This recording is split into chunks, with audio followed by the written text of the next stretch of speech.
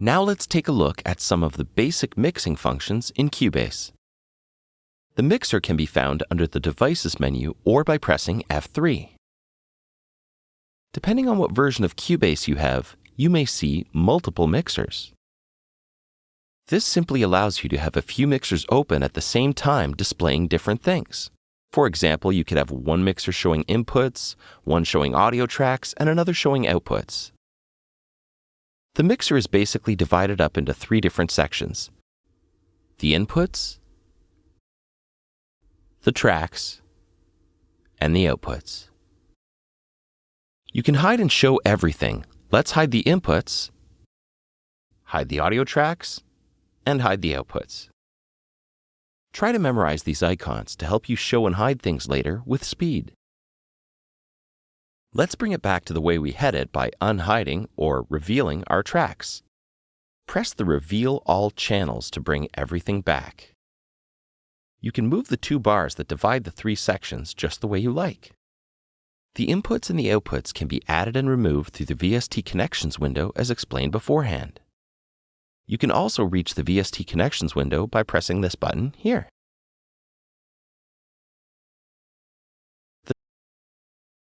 The tracks found in the middle section are the tracks that you create on the project page.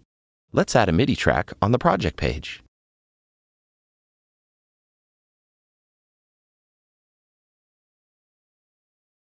See that the MIDI track now appears in the mixer? You can also select a track, right-click on the mixer, and choose Add Track. The new track will be added after the one you selected.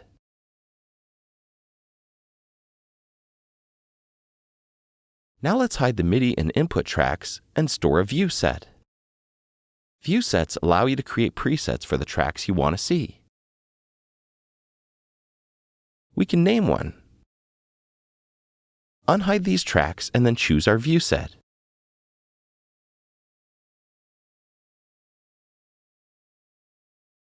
This button allows you to remove the view sets you've just stored.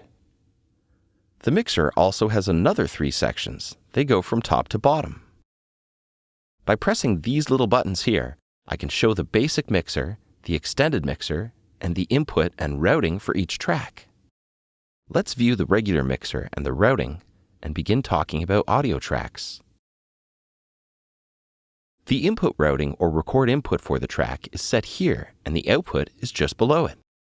Let's add a group channel and another audio track. The group channel allows you to group a whole bunch of tracks to one track. Great for drum grouping. Name your group channel and then choose that group in the output routing of the channels you wish to send to the group. Notice that the group channel can't send to itself. You can send it to other groups though. Just below the output routing, we can see the track configurations, whether it's stereo, mono, and so on. The input phase for the channel can be set here. This is really useful when you're dealing with input tracks. You might have two microphones coming in on a track and one could be out of phase. Each track contains input phase just in case you recorded the audio improperly the first time. You also have an extra gain stage to boost or decrease the track volume. You'll need to hold down Shift to make this work. It's like this so you won't change it accidentally. Try to get as much gain from the instrument you are recording before turning this up. You can also hold down Alt, and up pops a slider to change the gain more easily. Below this, there is an arrow on the left side that makes the channel narrow or wide when you click on it. The triangle on the right allows you to make this channel hidden. This means I can mark these to Can Hide, and then when I press this button, the Can Hide tracks are hidden from view. This works well for some instruments that have extra outputs that you're not using. You may as well hide them if you don't need them. You can also right-click on a track in the mixer and change its channel visibility here. The slash shows you that the tracks can be hidden. You can hold down Alt to set the hide status of the tracks more quickly. This is what I like to use. We have a great video in Level 4 of this tutorial series that will go through the Can Hide and Command Target functions in depth. If the Extended Mixer button is on, then more options appear.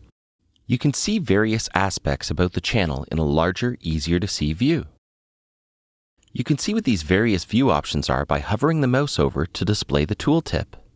Remember, for this to work, you need to have Show Tips enabled under the General Preferences submenu. We'll be going over all of these features throughout the series. Let's close that and look at pan controls.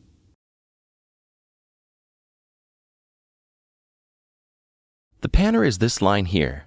This allows you to move your audio around between your speakers, left, right, and center.